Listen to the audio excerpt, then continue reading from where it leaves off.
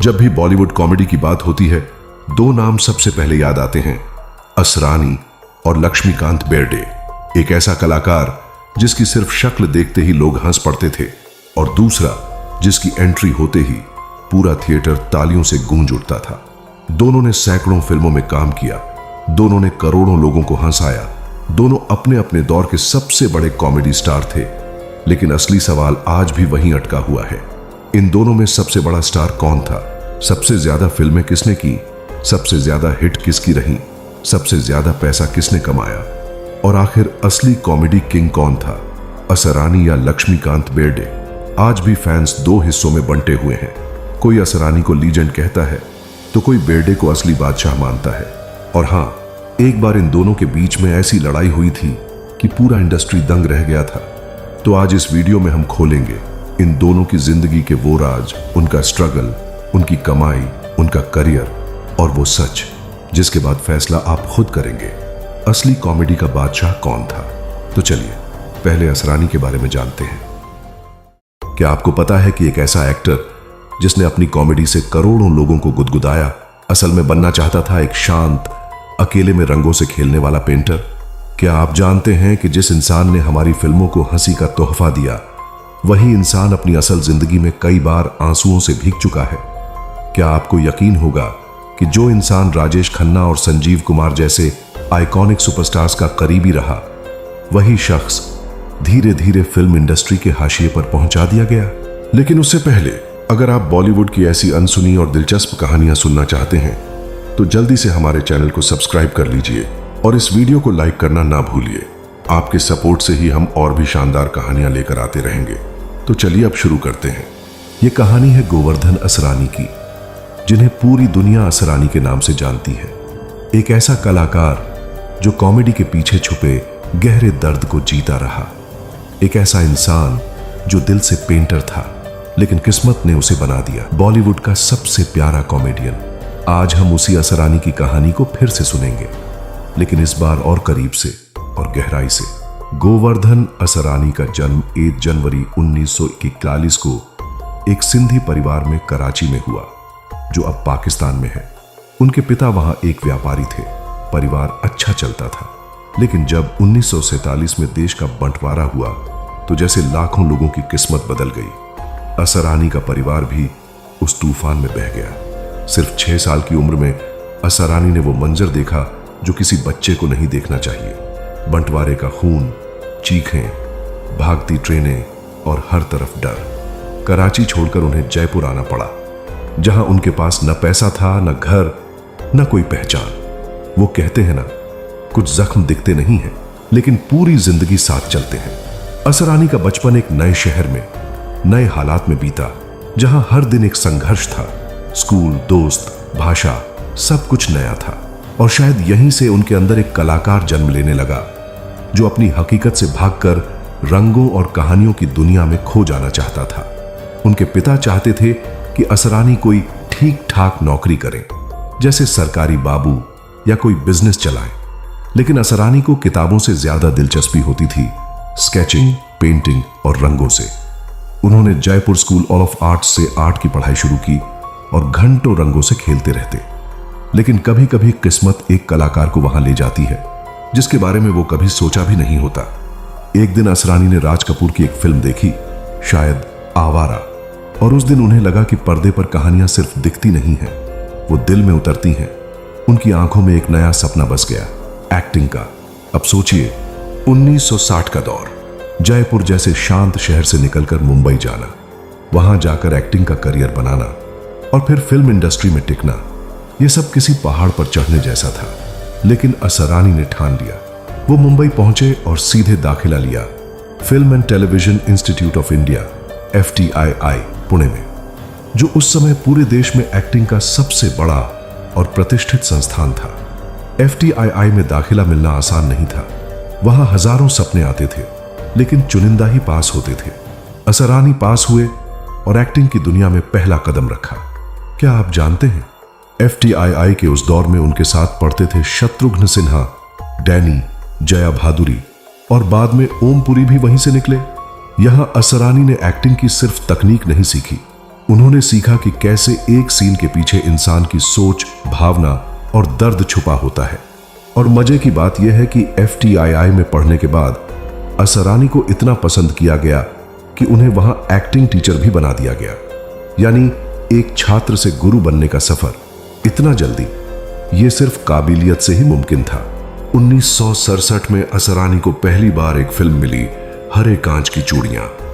यह रोल बहुत छोटा था, फिल्म भी बहुत ज्यादा नहीं चली, लेकिन उस फिल्म ने असरानी के दिल में एक उम्मीद जरूर जगा दी कि वो सही रास्ते पर हैं। इसके बाद उन्होंने कई फिल्मों में छोटे छोटे किरदार निभाए, कभी नौकर, कभी दुकानदार, कभी दोस्त या पड़ोसी। हर किरदार में वे पूरी जान झोंक देते थे। भले ही स्क्रीन पर सिर्फ 2 मिनट हों, लेकिन वे उस 2 मिनट को यादगार बनाने की कोशिश करते। बॉलीवुड में उस दौर में एक टाइप कास्टिंग होती थी, हीरो, हीरोइन, विलन और बाकी सब सपोर्टिंग।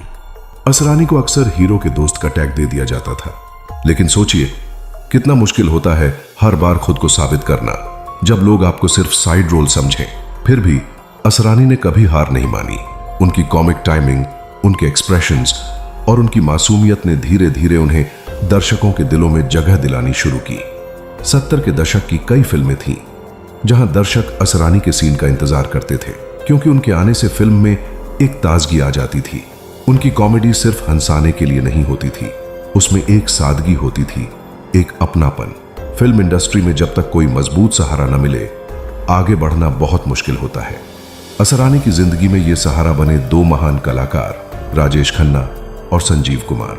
राजेश खन्ना ने न सिर्फ असरानी की काबिलियत को पहचाना, बल्कि उन्हें अपने कई प्रोजेक्ट्स में शामिल किया। बावर्ची, अमार प्रेम, नमक हराम, इन फिल्मों में असरानी ने वो रोल किए जो भले ही साइड में थे, लेकिन यादगार बन गए। राजेश खन्ना के साथ उनकी बॉन्डिंग ऑन स्क्रीन ही नहीं, ऑफ स्क्रीन भी खास थी। वो असरानी को एक भरोसेमंद साथी मानते थे और अक्सर अपनी टीम में रखते थे। दूसरी तरफ थे संजीव कुमार, जिनके साथ असरानी की दोस्ती और भी गहरी थी। दोनों ने साथ में कई फिल्मों में काम किया, कभी एक दूसरे के कॉम्प्लीमेंट बनकर तो कभी कॉन्ट्रास्ट बनकर। संजीव कुमार के गंभीर अभिनय के बीच असरानी की हल्की फुल्की कॉमेडी एक बेहतरीन संतुलन बनाती थी। दर्शक इस जोड़ी को पसंद करने लगे। शायद यही वजह है कि बॉलीवुड के कई डायरेक्टर्स उन्हें बार बार साथ में कास्ट करने लगे। इन रिश्तों ने असरानी को एक ऐसा प्लेटफॉर्म दिया जिससे वे छोटे किरदारों के बावजूद बड़े बनते चले गए। फिर आया साल 1975 और आई एक ऐसी फिल्म जो भारतीय सिनेमा की सबसे बड़ी फिल्म बन गई, शोले। इस फिल्म में असरानी का किरदार सिर्फ कुछ मिनटों का था, लेकिन उन कुछ मिनटों ने उन्हें अमर कर दिया। हम अंग्रेज के जमाने के जेलर हैं, ये लाइन आज भी जैसे इतिहास में दर्ज हो चुकी है। कैसे असरानी ने उस किरदार को निभाया, उनकी आंखें, उनका हाव भाव और वह मजाकिया डर जो उनके चेहरे पर था, वो सब मिलकर एक आइकॉनिक सीन बन गया। उस समय के डायरेक्टर्स कहते हैं कि असरानी के उस छोटे से रोल ने शोले में कॉमेडी का वो तड़का लगाया जो फिल्म को और भी रंगीन बना गया। सोचिए, एक फिल्म जिसमें धर्मेंद्र, अमिताभ, अमजद खान जैसे दिग्गज हों और वहां भी असरानी अपनी छाप छोड़ जाते हैं। यही असरानी की असली ताकत थी, कम समय में भी खुद को अमर कर जाना। 1970 और 80 का दशक असरानी के करियर का स्वर्णिम समय था। ऐसा लगता था कि हर दूसरी फिल्म में असरानी जरूर नजर आते थे, कभी पुलिस वाले के रोल में, कभी स्कूल मास्टर, कभी पड़ोसी, कभी रिश्वतखोर बाबू, लेकिन हर बार वे अपने अंदाज से दर्शकों को हंसा देते थे। उनकी लोकप्रियता का ये आलम था कि कई निर्माता और निर्देशक फिल्मों की स्क्रिप्ट लिखते वक्त यह सोचते थे यह रोल असरानी के लिए फिट होगा। असरानी ने तकरीबन 400 से ज्यादा फिल्मों में काम किया और उनमें से ज्यादातर में उनका रोल भले ही छोटा रहा हो, पर उनकी उपस्थिति फिल्म को हल्का और मनोरंजक बना देती थी। उनकी कॉमेडी सिर्फ सिचुएशनल नहीं होती थी, उसमें सामाजिक व्यंग्य भी होता था। उनका हर डायलॉग, हर एक्सप्रेशन लोगों को सीधा हंसी तक नहीं, दिल तक ले जाता था। लेकिन ये ऊंचाइयां एक समय के बाद धीमी होने लगी। 90 का दशक असरानी के लिए मुश्किलों भरा रहा। बॉलीवुड की दिशा बदलने लगी थी, नई पीढ़ी आ रही थी, नई तरह की कॉमेडी आ रही थी। गोविंदा, जॉनी लीवर और परेश रावल जैसे नए कॉमेडियन उभर रहे थे। असरानी जैसे पुराने कलाकारों के लिए स्क्रीन स्पेस सिकुड़ने लगा। वो दौर ऐसा था जब असरानी के पास रोल्स तो थे, लेकिन वो पहले जैसे नहीं थे, न स्क्रीन टाइम, न ही स्क्रिप्ट में दम। कई बार उन्हें ऐसे किरदार ऑफर होते जो सिर्फ भीड़ में एक चेहरा बनकर रह जाते। एक ऐसा कलाकार जिसने सैकड़ों फिल्मों में अपने नाम से हंसी बटोरी थी, अब सिर्फ नाम मात्र का हिस्सा बनकर रह गया।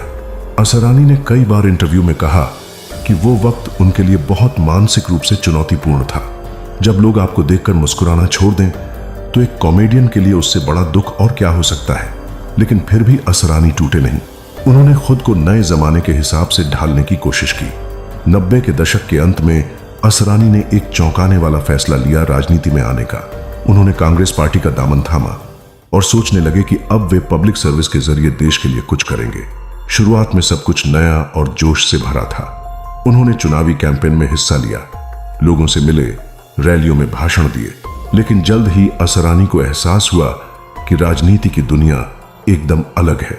यहां जो दिखाई देता है वही सच नहीं होता। यहां तालियां भी मिलती हैं और चुपचाप धोखा भी। वो सच्चाई, वो इमोशन जो सिनेमा में होता था, राजनीति में कहीं नहीं था। कुछ ही समय में असरानी ने खुद को वहां से दूर कर लिया। उन्होंने ये स्वीकार किया कि राजनीति उनके स्वभाव के लिए नहीं बनी है। मैं एक कलाकार हूं, मेरा काम लोगों को हंसाना है, भाषण नहीं देना। और वे वापस लौट आए वहीं जहां से वे चले थे, कैमरे की दुनिया में। 2000 के बाद असरानी ने एक बार फिर फिल्मों में वापसी की। उन्होंने कई नई पीढ़ी के स्टार्स के साथ काम किया। हेरा फेरी, छुप छुप के, भूल भुलैया, मलामाल वीकली जैसी फिल्मों में। अब वे सीनियर एक्टर के रूप में नजर आते थे, पिताजी, पंडित, प्रिंसिपल जैसे रोल्स में। लेकिन उनकी कॉमिक टाइमिंग अब भी वैसी ही थी, बिल्कुल सटीक, बिल्कुल नेचुरल। टीवी और वेब की दुनिया में भी उन्होंने अपनी जगह बनाई। कई धारावाहिकों में वे नजर आए, कभी गेस्ट के तौर पर, कभी कैरेक्टर रोल में। असरानी आज 80 पार कर चुके हैं।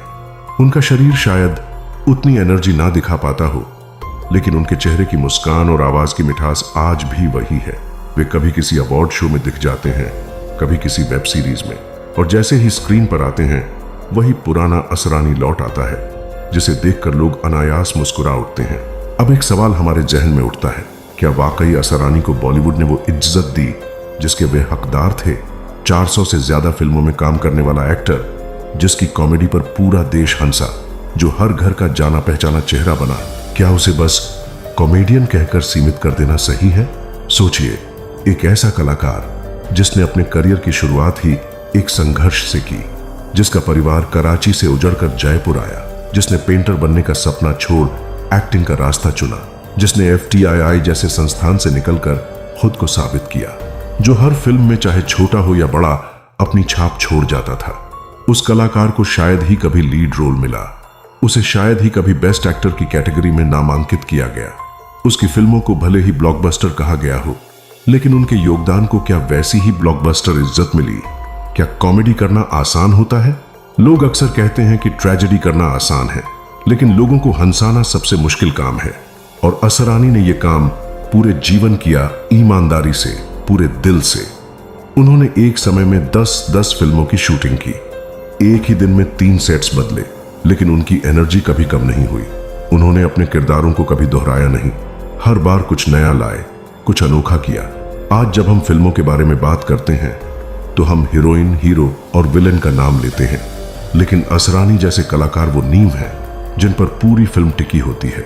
बॉलीवुड में कई ऐसे कलाकार हुए जिन्हें उनकी मृत्यु के बाद पहचाना गया, लेकिन असरानी उन चंद खुशनसीब कलाकारों में से हैं जिन्हें जिंदा रहते हुए भी दर्शकों का प्यार मिला। शायद उन्हें उतने अवार्ड्स नहीं मिले, शायद मीडिया ने उन्हें कभी पहले पन्ने पर नहीं छापा, शायद फिल्मी पार्टियों में वे स्पॉटलाइट में नहीं रहे, लेकिन जो चीज उन्हें मिली वो हर किसी को नहीं मिलती। लोगों का सच्चा प्यार। उनकी कॉमेडी में ठहराव था, मासूमियत थी और एक क्लास था जो आज के दौर में कम दिखता है। वे आज भी जब किसी शो में आते हैं तो लोग खड़े होकर ताली बजाते हैं, क्योंकि वे जानते हैं कि ये वो चेहरा है जिसने हमारे बचपन, हमारी यंग एज और यहां तक कि आज भी हंसने की वजह दी। तो अगली बार जब आप कोई पुरानी फिल्म देखें और उसमें असरानी नजर आए तो थोड़ा रुकिए, उन्हें ध्यान से देखिए, उनके हाव भाव, उनका एक्सप्रेशन, उनकी टाइमिंग। शायद तब आपको महसूस होगा कि ये सिर्फ कॉमेडियन नहीं बल्कि एक परफेक्शनिस्ट कलाकार थे। और अगर आप भी ये मानते हैं कि असरानी को सिर्फ हंसाने वाले कलाकार नहीं बल्कि एक सच्चे आर्टिस्ट के तौर पर याद किया जाना चाहिए, तो इस वीडियो को लाइक जरूर करें कमेंट में अपनी पसंदीदा असरानी फिल्म का नाम लिखें और इस वीडियो को उन सभी लोगों के साथ शेयर करें जो सिनेमा से प्यार करते हैं, क्योंकि शायद किसी कलाकार को उसका असली सम्मान तब मिलता है जब हम सब मिलकर उसका जिक्र प्यार से करें। तो चलिए अब बात करते हैं लक्ष्मीकांत बेर्डे की। क्या आप जानते हैं कि जिस लक्ष्मीकांत बेर्डे को हम फिल्मों में कॉमेडी के लिए याद करते हैं, उन्होंने एक मराठी फिल्म डायरेक्ट भी की थी और वो फिल्म थी दूसरी गोष्ट, जिसमें उन्होंने एक्टिंग से ज्यादा कैमरे के पीछे काम किया। और ये भी बहुत कम लोग जानते हैं कि एक बार एक सुपरहिट फिल्म से उन्हें सिर्फ इसलिए निकाल दिया गया था क्योंकि प्रोड्यूसर को लगा कि उनकी कॉमेडी हीरो से ज्यादा भारी पड़ सकती है। अगर ये कहानी आपके दिल को छू जाए तो इस वीडियो को लाइक करें, शेयर करें और हमारे चैनल को सब्सक्राइब करना न भूलें, ताकि हम ऐसे ही अनसुने कलाकारों की कहानियां दुनिया तक पहुंचाते रहें। चलिए अब कहानी को शुरू करते हैं। लक्ष्मीकांत बेर्डे नाम सुनते ही एक चेहरा आंखों के सामने आ जाता है जो हमेशा हंसता है, जो अपनी मासूम अदाओं से हर सीन को जिंदा कर देता है। लेकिन उस हंसी के पीछे एक ऐसा इंसान छिपा था जिसने अपने बचपन में बहुत कुछ खोया और फिर भी दुनिया को सिर्फ खुशी दी। 1954 में मुंबई के एक साधारण मराठी परिवार में जन्मे लक्ष्मीकांत का बचपन बेहद सादा था। उनके पिता सरकारी नौकरी में थे, मां गृहिणी थी और घर में आर्थिक हालात इतने अच्छे नहीं थे कि बच्चों को ज्यादा सुविधाएं मिले। लेकिन लक्ष्मीकांत में बचपन से ही कुछ अलग था। उन्हें आवाजों की नकल करने का शौक था। वो रेडियो पर आवाजें सुनते और फिर उन्हें हूबहू दोहराते। स्कूल में पढ़ाई से ज्यादा उनका ध्यान हमेशा उस तरफ रहता जहां उन्हें मंच मिल सके, कुछ बोलने या करने को मिल सके। धीरे धीरे यही शौक जुनून बन गया। पढ़ाई के बाद उन्होंने एक रेडियो मर्चेंट की दुकान में काम शुरू किया। वो ग्राहकों से बात करते, रेडियो ठीक करते, लेकिन दिमाग कहीं और होता। मन हमेशा एक्टिंग की तरफ खींचता रहता। तभी उन्हें पहली बार एक लोकल थिएटर ग्रुप में शामिल होने का मौका मिला। थिएटर उनके लिए सिर्फ एक शौक नहीं था, वो उनकी असली पाठशाला बना। मराठी लोकनाट्य और नाटकों के जरिए उन्होंने अपने अंदर के कलाकार को तराशना शुरू किया। शुरुआत में रोल छोटे थे, कई बार बिना डायलॉग के भी, लेकिन उन्होंने हर किरदार को ऐसे निभाया जैसे वही मुख्य भूमिका हो।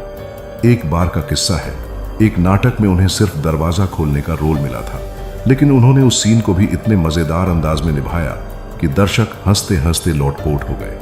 नाटक के निर्देशक ने उसी दिन कहा, यह लड़का एक दिन बड़ा नाम करेगा। थिएटर में काम करते करते उन्होंने ये जाना कि कॉमेडी सिर्फ हंसी का खेल नहीं है, वो टाइमिंग, ऑब्जर्वेशन और दिल से खेलने की कला है। और लक्ष्मीकांत इस कला के उस्ताद बनते जा रहे थे। धीरे धीरे उन्हें छोटे मोटे टीवी शोज और मराठी फिल्मों में छोटे रोल मिलने लगे। हर बार वो अपने किरदार में कुछ ऐसा कर जाते जो बाकी एक्टर्स से उन्हें अलग बना देता। लेकिन अभी भी वो स्टार नहीं थे, बस एक मेहनती कलाकार थे जो सपने लिए दौड़ रहा था। और फिर आया वो मोड़ जहां उन्हें पहली बार एक बड़े मराठी निर्देशक ने लीड रोल ऑफर किया। वो लक्ष्मीकांत बेर्डे की जिंदगी का सबसे बड़ा टर्निंग पॉइंट बन गया। मराठी सिनेमा के मशहूर निर्देशक महेश काठारे एक नए प्रोजेक्ट पर काम कर रहे थे। फिल्म का नाम था माझा पति करोड़पति। उन्हें एक ऐसे चेहरे की तलाश थी जो आम दिखे, लेकिन जिसकी कॉमिक टाइमिंग लाजवाब हो। और यहीं पर लक्ष्मीकांत बेर्डे का नाम सामने आया। पहली बार जब महेश काठारे ने लक्ष्मीकांत का स्टेज पर परफॉर्मेंस देखा, उन्होंने तुरंत फैसला कर लिया, यही है मेरा हीरो। और यूं लक्ष्मीकांत को मिला उनका पहला बड़ा मौका। फिल्म रिलीज हुई और दर्शकों ने उनकी परफॉर्मेंस को सिर आंखों पर बिठा लिया। वो हर डायलॉग, हर एक्सप्रेशन में इतना नेचुरल थे कि लगा ही नहीं वो कोई किरदार निभा रहे हैं। वो जैसे अपने आप को ही पर्दे पर उतार रहे थे। इसके बाद उन्होंने पीछे मुड़कर नहीं देखा। एक के बाद एक मराठी फिल्में की। दुनियादारी, अशी ही बनवा बनवी, बालाचे बाप ब्रह्मचारी, और फिर आई वो मराठी फिल्म जिसने लक्ष्मीकांत को हर घर का चेहरा बना दिया, एक डोंगा र्यावर बसलेली मुलगी।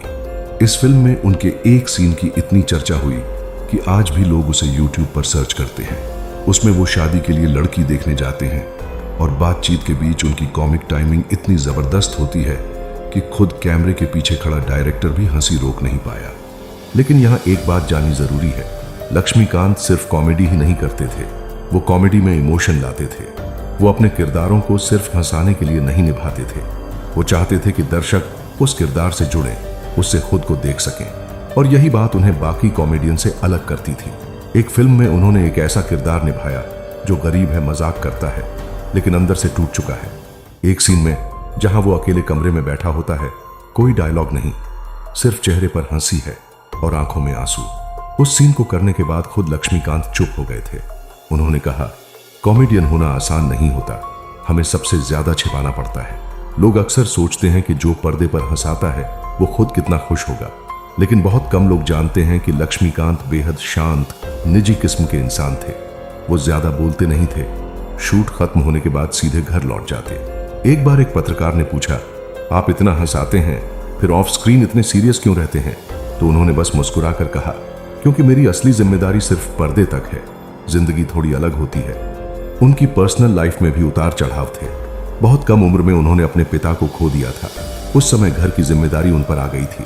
माँ बीमार रहती थीं, छोटे भाई बहनों की पढ़ाई, सब कुछ उन्होंने अकेले संभाला। शायद इसीलिए वो कभी किसी से ज्यादा नजदीक नहीं हुए। उनके साथी कलाकार कहते हैं कि लक्ष्मीकांत हमेशा हंसते थे, लेकिन कभी किसी को अपने दर्द तक पहुंचने नहीं देते थे। ऐसे ही एक किस्से की चर्चा आज भी होती है। एक दिन शूटिंग के दौरान उनके घर से खबर आई कि उनकी मां आईसीयू में हैं। सबने कहा, चलो शूट रोक देते हैं, लेकिन लक्ष्मीकांत ने कहा, नहीं, जब तक ये सीन खत्म नहीं होता मैं नहीं जाऊंगा। और उन्होंने पूरी एनर्जी के साथ वो सीन पूरा किया, जिसमें उन्हें सबको हंसाना था। कोई नहीं जान पाया कि उस समय उनके दिल में क्या चल रहा था। सीन खत्म होते ही वो चुपचाप गाड़ी में बैठकर अस्पताल चले गए। ऐसा कलाकार था वो, जिसने कभी अपना दर्द किसी पर जाहिर नहीं होने दिया। लेकिन क्या आपको पता है कि एक वक्त ऐसा भी आया जब हिंदी फिल्मों ने भी उनके टैलेंट को पहचाना। जब मराठी सिनेमा में धूम मचाने के बाद लक्ष्मीकांत बेर्डे का टैलेंट अब हिंदी सिनेमा की नजरों में आने लगा था। और ये कोई मामूली नजर नहीं थी। ये वो दौर था जब सूरज बड़जात्या, हम आपके हैं कौन की तैयारी में थे। फिल्म में हर किरदार की कास्टिंग बेहद सोच समझकर की जा रही थी। सलमान खान, माधुरी दीक्षित, रीमा लागू, आलोकनाथ, हर रोल में बड़े नाम थे। और ऐसे में सूरज बड़जात्या को उस एक किरदार के लिए एक ऐसे चेहरे की तलाश थी जो घर में सबका चहेता हो, मासूम हो, लेकिन कॉमिक टाइमिंग भी जबरदस्त हो। और वहीं लक्ष्मीकांत बेर्डे की एंट्री हुई हिंदी फिल्मों में। उन्होंने लल्लू का किरदार निभाया, एक भोला भाला, दिल से जुड़ा नौकर जो घर के हर सदस्य का प्रिय है। और यकीन मानिए, इस छोटे से रोल में भी लक्ष्मीकांत ने ऐसी छाप छोड़ी कि पूरे देश ने नोटिस किया। लोगों को याद है Lallu ji please don't mind वाला वो मासूम एक्सप्रेशन। हम आपके हैं कौन के बाद उन्हें साजन, सौदागर और मेरे सपनों की रानी जैसी कई फिल्मों में देखा गया। लेकिन सबसे दिलचस्प बात यह थी कि उन्होंने हिंदी फिल्मों में भी वही सादगी, वही इमोशनल कॉमेडी बनाए रखी जो मराठी सिनेमा में उनकी पहचान थी। लेकिन लक्ष्मीकांत कभी स्टारडम के पीछे नहीं भागे। उन्हें ऑफर्स आए, मुंबई में शिफ्ट होने के लिए भी कहा गया, लेकिन उन्होंने साफ कहा, अगर सिनेमा मुझे अपने शहर में रहने देता है तो मैं क्यों किसी ऊंची इमारत की चौथी मंजिल में कैद हो जाऊं। लोग हैरान थे, इतनी सफलता, इतना नाम, और ये इंसान आज भी लोकल ट्रेन से सफर करता है। लेकिन यही उनका कमाल था। उनके दोस्त बताते हैं कि जब भी वो मुंबई शूटिंग के लिए जाते तो खुद अपना बैग लेकर लोकल ट्रेन पकड़ते। न कोई स्टाइल, न कोई घमंड। कभी कभी लोग पहचान भी नहीं पाते थे कि ये वही लक्ष्मीकांत बेर्डे हैं जिनकी फिल्में हर सिनेमा घर में चल रही हैं। एक बार एक फिल्म के सेट पर उनके कोस्टार ने पूछा, सर आप कार क्यों नहीं लेते? तो उन्होंने मुस्कुराकर कहा, गाड़ी तो मिल जाएगी, लेकिन क्या वो भी मेरे साथ पुरानी गलियों की खुशबू लाएगी? और ये कोई शायरी नहीं थी, ये उनकी जिंदगी की सच्चाई थी। वो एक कलाकार थे जो इंसानियत से कभी अलग नहीं हुए। लेकिन अब जरा एक ऐसा पहलू जानिए जो बहुत कम लोगों को पता है। क्या आप जानते हैं कि लक्ष्मीकांत बेर्डे सिर्फ एक्टर ही नहीं थे, उन्होंने एक फिल्म डायरेक्ट भी की थी, मराठी फिल्म माझा छकुला। यह फिल्म उनके लिए बेहद पर्सनल थी, क्योंकि ये कहानी एक पिता और बेटे की भावनाओं के इर्द गिर्द घूमती है। और इसमें उन्होंने वो सब कुछ डाला जो वो खुद अपने बेटे को देना चाहते थे, प्यार, समझ और वो वक्त जो शायद कभी उनके पास नहीं रहा। कई लोग मानते हैं कि यह फिल्म उनका सबसे आत्मिक प्रोजेक्ट था। और सबसे बड़ी बात, इस फिल्म की स्क्रिप्ट भी उन्होंने खुद लिखी थी। एक ऐसे इंसान की कहानी जो हंसाता है, लोगों को जोड़ता है, लेकिन अंदर से बहुत गहराई से जीता है। लक्ष्मीकांत का डायरेक्शन उतना ही सहज और इमोशनल था जितनी उनकी एक्टिंग। उन्होंने कभी क्लैप बोर्ड या कैमरे के पीछे खड़े होकर चीखने का शौक नहीं रखा। वो चुपचाप अपने विजन को साकार करते। उनके करीबी बताते हैं कि सेट पर वो सबसे पहले आते और सबसे बाद में जाते। और कभी कोई जूनियर आर्टिस्ट अपनी लाइन भूल जाता तो वो डांटने के बजाय मुस्कुराते हुए कहते, कोई बात नहीं, आज भूल गए, कल याद रहेगा। इसीलिए वो सबके चहेते थे। लेकिन क्या ये सब देखकर आपको लगता है कि उन्हें कभी कोई दर्द नहीं हुआ होगा? असली कहानी तो अब शुरू होती है। हर कलाकार की जिंदगी में एक ऐसा मोड़ आता है जब तालियों की आवाजें धीमी होने लगती हैं, कैमरे कम दिखाई देते हैं और जो इंसान कभी हर फ्रेम का हिस्सा था वो धीरे धीरे परछाई बनता चला जाता है। लक्ष्मीकांत बेर्डे के साथ भी कुछ ऐसा ही हुआ। वो कभी इंडस्ट्री का सबसे भरोसेमंद कॉमिक एक्टर थे। उनके बिना मराठी फिल्मों की स्क्रिप्ट अधूरी लगती थी। लेकिन अचानक से एक वक्त ऐसा आया जब उन्होंने स्क्रीन से दूरी बना ली। लोगों ने कहा वो थक गए होंगे, कुछ ने कहा शायद ऑफर्स मिलने बंद हो गए, लेकिन सच्चाई कहीं और थी। वो बीमार हो गए थे। बहुत कम लोगों को पता है कि लक्ष्मीकांत बेर्डे को किडनी की गंभीर बीमारी थी। उन्होंने कभी मीडिया से इसका जिक्र नहीं किया, ना कभी किसी इंटरव्यू में इसका फायदा उठाया, ना कभी किसी इवेंट में आंसू बहाए। उनके बहुत पुराने दोस्त बताते हैं कि जब वो डायलिसिस पर थे तब भी सेट पर वक्त पर पहुंचते थे। उनके चेहरे पर मुस्कान रहती थी, लेकिन अंदर से उनका शरीर हर रोज थोड़ा और कमजोर हो रहा था। एक बार एक रिपोर्टर ने उनसे पूछा, सर अब आपको स्क्रीन पर कम देखा जाता है, क्या आप रिटायर हो रहे हैं? तो उन्होंने सिर्फ इतना कहा, मैं रिटायर नहीं हो रहा, मैं आराम कर रहा हूं ताकि जब लौटूं तो पहले से भी ज्यादा दिल से अभिनय कर सकूं। ये बात उन्होंने अपने आखिरी इंटरव्यूज में से एक में कही थी, लेकिन शायद उन्हें खुद भी पता था कि अब पर्दे पर लौटना इतना आसान नहीं होगा। बीमारी ने उन्हें कमजोर जरूर किया था, लेकिन उनके आत्मा को नहीं। वो उन दिनों में भी छोटे छोटे थिएटर प्रोग्राम्स में जाते थे जहां उन्हें बुलाया जाता था। छोटे शहरों के मंचों पर बैठकर वो नए कलाकारों को देख मुस्कुराते थे। कई बार बच्चों को सीन करके दिखाते, जैसे कोई गुरु अपने शिष्य को समझा रहा हो। एक बार पुणे में एक फंक्शन में उन्होंने कहा, मैं अब ज्यादा बोल नहीं सकता, लेकिन अगर आप में से कोई मंच पर आकर एक्ट करना चाहे तो मैं देखूंगा। और उस दिन एक बच्चा उनके पास आया, घबराया हुआ, कांपते हाथों से। लक्ष्मीकांत ने उसका हाथ थामा और कहा, डर मत, मैं भी यहीं से शुरू हुआ था। ये लाइन आज भी उस बच्चे को याद है। वो कहते हैं, मेरे अभिनय की शुरुआत उस स्पर्श से हुई थी। ये था लक्ष्मीकांत बेर्डे, एक कलाकार नहीं, एक एहसास। और फिर वो दिन आया जब अचानक खबर आई कि लक्ष्मीकांत बेर्डे अब हमारे बीच नहीं रहे। 16 दिसंबर 2004 मुंबई के एक हॉस्पिटल से एक खामोश सी खबर आई, अभिनेता लक्ष्मीकांत बेर्डे नहीं रहे। कोई बड़ा इवेंट नहीं, कोई हाई प्रोफाइल कैंडल मार्च नहीं, बस सैकड़ों आम लोग थे जिनके चेहरों पर आंसू थे और होठों पर वही पुराना dialogue, Lallu ji please don't mind. उनके अंतिम संस्कार में न कोई स्टारडम का दिखावा था, न कैमरों की भीड़, लेकिन वहां एक ऐसा सन्नाटा था जो कह रहा था कि एक ऐसा इंसान चला गया जिसने हंसते हंसते जिंदगी जीना सिखाया। लक्ष्मीकांत ने बहुत कुछ छोड़ा, न कोई आलीशान बंगला, न विदेशी गाड़ियां, लेकिन जो छोड़ा वो शायद सबसे अमीर विरासत थी। मुस्कुराहटें, यादें और एक सच्चे इंसान की छवि। उनके बेटे अभिनय बेर्डे ने बाद में फिल्मों में कदम रखा और लोग कहते हैं कि उसकी आंखों में उसी मुस्कुराहट की चमक है जो उसके पिता के पास थी। आज भी अगर कोई पुरानी मराठी फिल्म लग जाए या हम आपके हैं कौन का कोई सीन आ जाए तो लोग एक पल को रुक जाते हैं और कहते हैं, यार ये आदमी कितना अच्छा था। जब हम किसी कलाकार को देखते हैं तो अक्सर हम सिर्फ उसकी फिल्मों, उसके किरदारों को याद करते हैं, लेकिन क्या हमने कभी सोचा है कि उस चमकती हुई जिंदगी के पीछे, उस चेहरे के पीछे असल इंसान कैसा था? लक्ष्मीकांत बेर्डे का जीवन हमें यही सिखाता है कि एक कलाकार सिर्फ अपने रोल के लिए नहीं बल्कि अपनी इंसानियत के लिए भी याद किया जाना चाहिए। उनका वो हंसता हुआ चेहरा जो पर्दे पर हमें हंसाता था, असल जिंदगी में भी उतना ही सच्चा और सीधा था। वो ना कभी दिखावा करते थे, ना कभी अपनी मुश्किलों को सबके सामने लाते थे।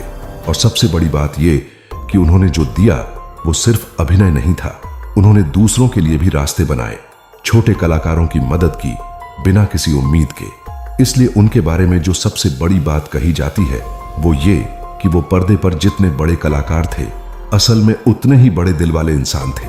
क्या हम कभी ये समझ पाएंगे कि उनकी असली विरासत क्या थी? क्या हम केवल उनके किरदारों को याद रखेंगे या उस इंसान को भी याद रखेंगे जिसने अपने जीवन में सच्चाई, प्यार और ईमानदारी से सबका दिल जीता? किरदार तो मर जाते हैं, पर इंसान की अच्छाई उसकी सबसे बड़ी विरासत होती है और यही विरासत लक्ष्मीकांत बेर्डे ने हमें दी है। आज जब आप उनकी फिल्में देखें तो सिर्फ ये मत सोचिए कि वो एक रोल निभा रहे थे, सोचिए कि वो जिंदगी जी रहे थे। और अगर ये कहानी आपके दिल को छू गई हो तो इसे जरूर शेयर कीजिए। ऐसे कलाकार सिर्फ पर्दे पर नहीं, दिलों में जिंदा रहते हैं। हमारे चैनल को सब्सक्राइब करना न भूलें ताकि हम ऐसी और कहानियां आप तक पहुंचा सकें। और अगली बार जब आप उन्हें पर्दे पर देखें तो बस इतना याद रखें, वो सिर्फ एक रोल नहीं निभा रहे थे, वो जिंदगी जी रहे थे।